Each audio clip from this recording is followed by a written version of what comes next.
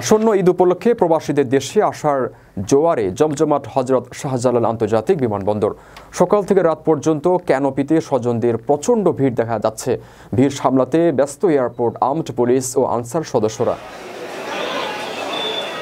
দেখা যাচ্ছে বেশিরভাগ প্রবাসী সৌদি আরব, সংযুক্ত আরব আমিরাত, মালয়েশিয়া, সিঙ্গাপুর, কাতার, ওমান থেকে এসেছেন।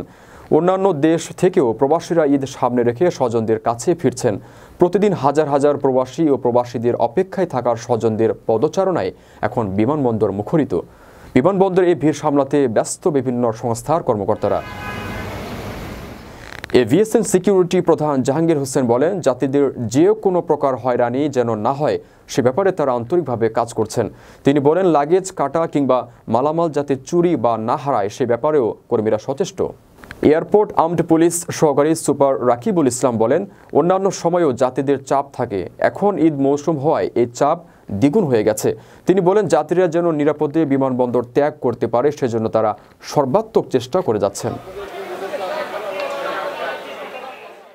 আপনার স্বপ্নগুলো আকাশ ছুবে প্রবাসীর হেলিকপ্টারের মাধ্যমে। বিয়ে, জন্মদিন অথবা যে কোনো বিশেষ প্রয়োজনে হেলিকপ্টার ভাড়া করতে যোগাযোগ করুন স্ক্রিনে দেয়া নাম্বারে। প্রবাসীর হেলিকপ্টার, নিরাপদ ও সাশ্রয়ী বাহনের বিশ্বস্ত নাম।